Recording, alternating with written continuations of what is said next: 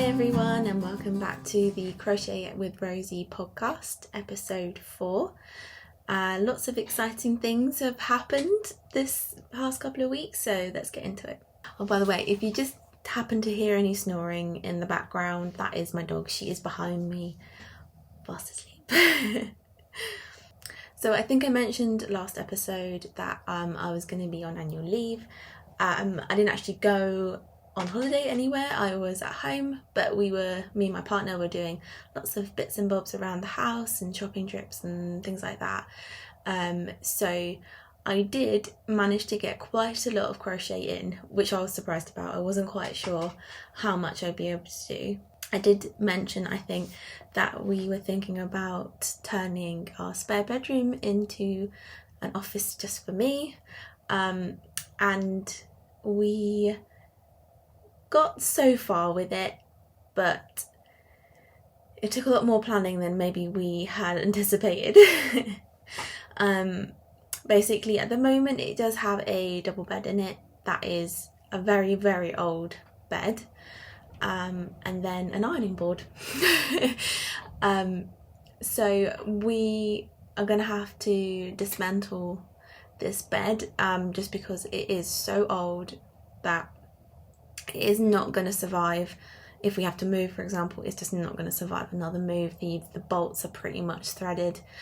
So the plan is that we're going to get rid of the double bed, replace it with a futon, because we don't have a lot of people come to stay with us, so it's just more of a, if someone does, we have a futon for them. I'm buying a new desk, and I'm going to be moving into the spare bedroom. So at the moment I'm in our little room, and I actually share this space with my partner. He doesn't work at home as much as I do, so he's not here all the time. So it makes more sense that he has the small bedroom and I have the slightly bigger bedroom. The reason why we thought it'd be best to separate it is that because, you know, when you're both on phone calls or meetings, it can be really difficult, even if you're wearing headphones. So it can be tough at times if we both have a meeting at the same time. So we thought separating us out would work. It also means that I can put lots of knickknacks and cute stuff if I want to. Unfortunately, because I do live in a rented house, the wallpaper in the spare bedroom is awful. I think I mentioned before, but this is wallpaper behind me that we've painted over white because it was the most gross aqua lime green you've ever seen. So we might paint in there, but at the moment it's just this horrible brown wallpaper that I'm just going to have to try and live with for a little bit while we sort out all the furniture pieces and things like that. So I think I might film some bits and bobs as we are doing it up, and hopefully I can film from there very soon. I feel like I always do this when I have a break from work, but I got a bit excited and a bit naughty and I started 2 new projects. I sometimes just see something on Instagram, or if I'm just looking at yarn shops and stuff like that, I just get excited and be like, yes, I want to make this right now. So I have started 2 new projects. The first one being it's called the History of Trees shawl by Christina Hadering. I think I'm pronouncing that right. She's known on Instagram as A Spoonful of Yarn, and you might know her from the Hotel of Bees shawl that I think was just so super popular a couple of years ago, I think. I remember seeing it and thinking, oh my god, that is beautiful. She's very, very talented designer. So I'm making the History of Trees shawl, and the reason why I picked this up is that I was browsing Wool Warehouse and I didn't realise they had like a kit part of it, and this is one of their kits. So you get all the yarn and the pattern in one. So the pattern is a downloadable PDF. It's not a printed pattern, which I got really confused about when I received the yarn, because I was like, where's the pattern? I didn't realise I had to download it. So yes, it is a digital pattern. And so far, I have just done, it's called part 1. I think it's split into 3 parts, and basically she is going through the history of trees, and she's doing it through crochet, and I think it's such a smart and clever idea. I absolutely love it. So this part is obviously the fields being full of trees, and then the next part will be the trees being cut down. Obviously I don't want to give you too much spoilers if you're interested in it, but it's such a beautiful pattern. Obviously I've only got I haven't finished part 1 yet, still got a ways to go, but this will be my first proper big shawl. I've made a small shawl before, but yes, this will be my first actual shawl. I haven't made up my mind yet whether I'm going to keep this or whether it will be a gift. I have a couple of people in mind that potentially would love it, but yeah, it just depends on when I finish it. I'm not putting pressure on myself. If I don't finish in time for when I would give them gifts, then that's fine. But the yarn that is used, and I've never used it before, Sheepy Stonewashed. It's just in these 2 colours, Malachite and New Jade. Really cute colours on their own. And I've decided to put it in this basket that I purchased last week while I was on holiday. I saw the basket and I was like, that would make a great home for my shawl. And it looks really cute with all the yarn inside. So yeah, that's a cute new project I decided to start.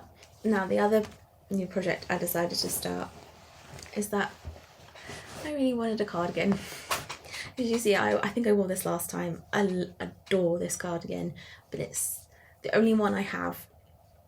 Weird, I know, but I was like, I'll make a cardigan. So I am doing a granny hexie cardigan. The reason I decided to do this one was because it just seemed like the simplest one to do, and it wouldn't really involve a lot of measuring my body, trying to work out what size I am on the pattern. It's really more like made to measure. So if you've never made a granny hexie blanket before, it's literally you start here, you make a hexagon granny centre, and you just go round and round and round and round until you can fold it so it looks like an L, like this, and then that L will fit on your arm. So obviously if you like a tight fit, you can stop sooner. If you like a looser fit, you can keep going, but basically you just keep going until you like the fit of it. And then once you've sewn that up, there's this lovely join as you go, sew in here, you just make the sleeve as long as you want it, and then you can have it like really open and flowy if you want to, or you can then add a rib for the wrist, so then it kind of bunches up a little bit here. It looks quite cute, but you can always just keep going and have it like really flowy if that's what you like. And then the front, you can keep adding rows if you want to, but then the back, you need to do it so that it fits around your back. So then when you can do the other side, like your right hand side, everything matches, and then you just join them in the middle. So simple. And I just love how you can just tailor it to how you want it and have it fit you properly, because I think that's always the issue I find with garments, is that even after doing measurements and stuff, and I'll show you in a minute with my jumper, sometimes they just don't fit right, or the sizing hasn't been scaled up properly.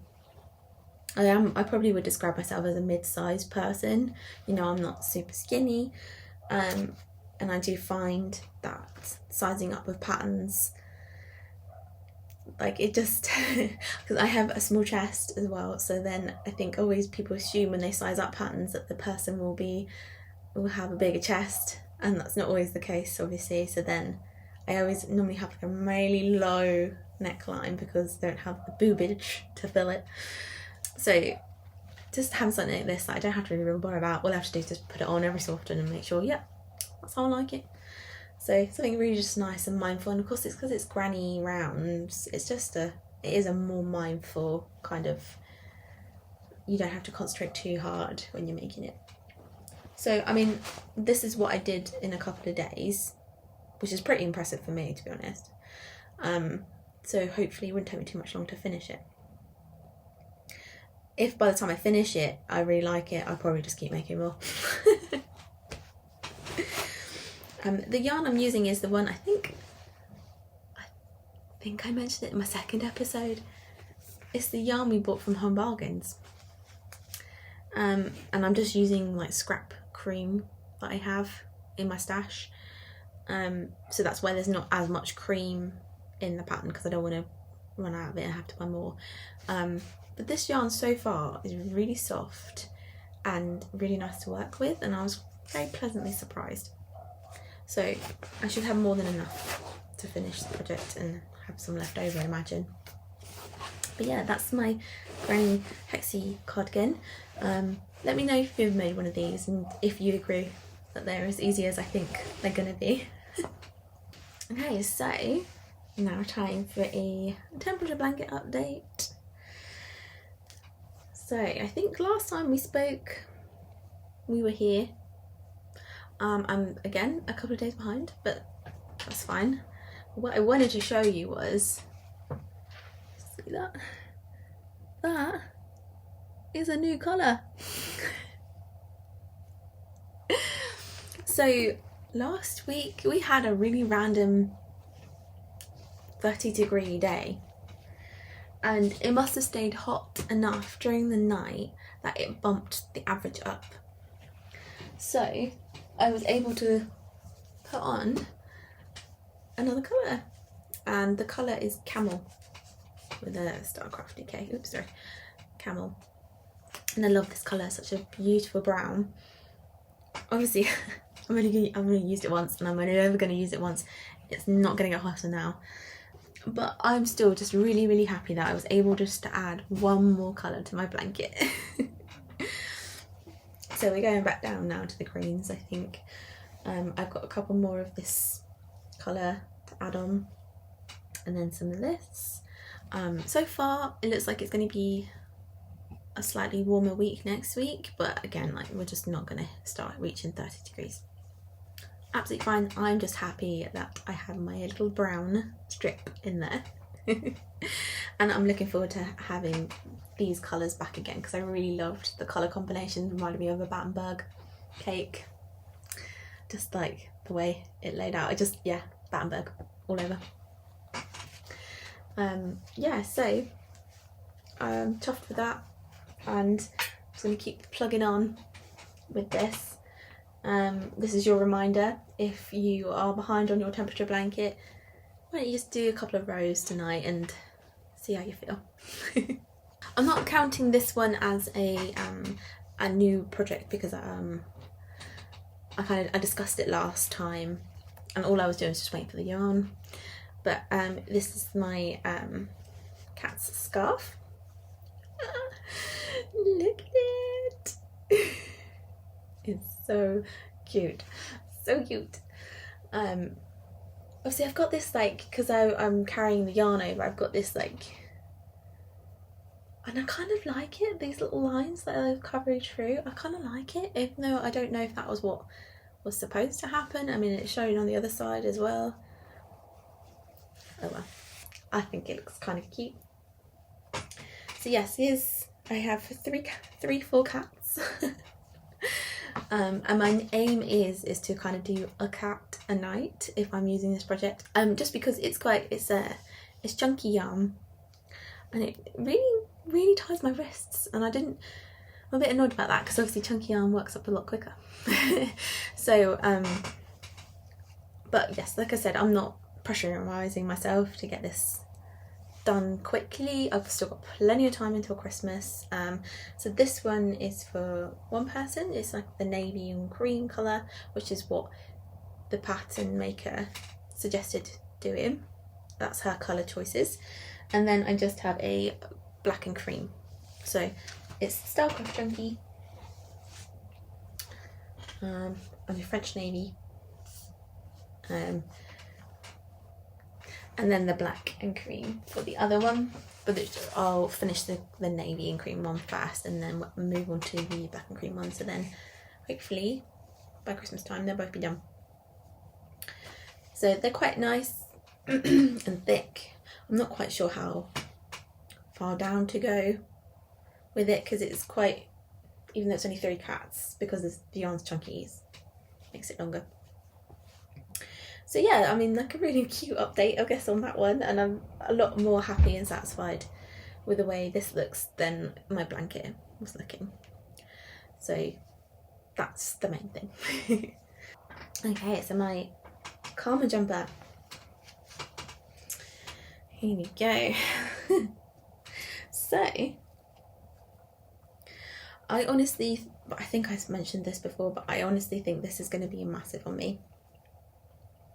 So I've got one panel here done, another panel here done. Obviously it'll go up to my shoulders like this. And then this is what I was saying about the neckline. It's just far too low for me. Now I just need to wait and finish the back panel, which I am doing at the moment. This is the back panel. And then once this is the same height as the front panels, you sew them together, then I'll be able to put it on and actually see. Now, I'm not gonna abandon it if the neckline does turn out to be way too low to my liking. I am just going to see if I can add a modification to it that will build up the neckline, whether that be some sort of like ribbing or just continuing this sort of this kind of trebles and then this little gappy trebles thing on the side. I don't know yet, but I am waiting to finish that back panel and then sew them together and just see what it's actually like, because it is really difficult to try and work out where it's going to sit on my shoulders, because if it's like going to be right on the top, it might be okay. If it's going to be down a bit, obviously it's not going to be okay. So I'm refusing to abandon this, like which is something I would have done in the past. I mean, like, oh, it's not working, let's just abandon it. I don't want to do that, so I'm just gonna keep going with the pattern as the pattern says, and then just see where I am with it and make some modifications if I have to. But I mean, otherwise I think I love the yarn so much. I think it's gonna look nice. This is going to be a really baggy, slouchy jumper, which I'm fine with. And it'll be really nice when we actually get to winter, because I think this is going to be very warm material on me. So yeah, not too bad. We'll see where we get with that one. Okay, next up is my Halloween Dreams blanket. Oh, sorry, wrong way. There we go. So as you can see, we have pumpkins, nearly. These are sort of like the mouth of the pumpkin, and then a little bit further up I'll do the eyes, and then round it off, and then I'll have my pumpkins. Super excited. I just love working on this project. It's just so much fun. I still don't think I'm great at mosaic crochet, but this is the second time I've tried it, so, or third, so I'm sure that experience will come. But yeah, I'm just absolutely loving it. Again, I don't think I'm gonna have this done by Halloween, but it's still really, really cute, and I'm so excited to finish the pumpkins and then move on to the next thing after that. And then I guess it makes sense to show you my Christmas blanket. So I'm obviously a bit further with this one because I started it first. But here we go. So you can see the little gingerbread feet. So I can't remember exactly where I was last time I talked about this, but I think I might even just had a little bit of gingerbread feet started. But yes, I'm on his feet and then on to his legs, I've seen people do like little smiley faces on the gingerbread men, and I am considering it because I think that would be really cute. But let's just get the body done first, eh, Rosie? So yes, I'm really excited about my progress with this one. It is making me feel festive, even though I am not a Christmas person at all. I am feeling more festive, especially as it is getting rainy and cold outside, and I love it. I love it. And then the last thing I have to show you is my Audi jumper. Ooh, look at the light blue. So I've done 10 rows of the light blue, and I've got 56 altogether of the light blue. So I'm still way away from ever getting this done, but I'm just really happy because I've been taking it slow, taking my time with it, and I just not, ever since Ridge Gate, when that happened, I've not made any other mistakes, and it's just been, I don't know, I'm just really happy with the quality of my stitches, I should say. That's probably what I'm trying to get at here, is that I'm really happy with my quality of my knitting because I've been taking it slow and concentrating a lot with this. So yeah, I probably might not show you this again until I've made it to the grey, just because you'll just be seeing, that's all you'll be seeing is blue. Probably not that exciting for you. So yeah, I'll probably wait until I actually get into the grey, because that's when things get exciting and I have to start shaping for the armholes and for the neck, and I have no idea how to do that. So it's gonna be an exciting experience. So yeah, so very happy with my Audi jumper. Speaking of Audi, I did see, if you're in the UK, they currently have a lot of really colourful yarns in. I think this was, I think I saw it last week. I don't go into Aldi very often.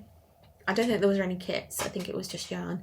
But maybe have a look. I think they were relatively good prices and quite colourful colours. But yeah, like every so often they will just have like yarn, lots of yarn for sale, like really randomly. Well, I guess that's Aldi, isn't it? But yeah, maybe have a look, see if that's the sort of thing that you'd be interested in.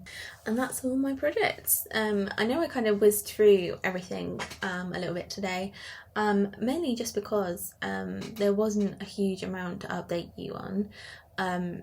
Like I said, I managed to do some crochet while I was on annual leave, but it was more towards the end of that week that I was actually able to do a lot more. So there's probably not as much progress as I would have liked, but I just thought I'd whiz through it and just show you an update. But yeah, hopefully by the next time I make a video, I'll be doing it from my new office. Fingers crossed. And I'm still working on my planning video. I found 2 methods that I'm giving a go, and I'd really love to share that with you guys, because if you're someone like me who just like has to have a little bit more organisation when it comes to projects, because obviously you can see how many projects I have on the go now. It needs a bit of management to make sure nothing gets left behind and forgotten, because I do really like finishing projects, so having that planning helps me. This is obviously not the same for everybody, but I really like planning, so I'll be working on that video soonish, hopefully. And I'm still planning my 2024 temperature blanket. I'm super excited about where I'm going with it so far, and I will share all of that in a separate video. I think it's worth just kind of going over like some things I've learnt since I started making temperature blankets, and then yeah, planning my 2024 blanket. Well, that's it from me today. Have a lovely couple of weeks, and I'll see you soon. Bye.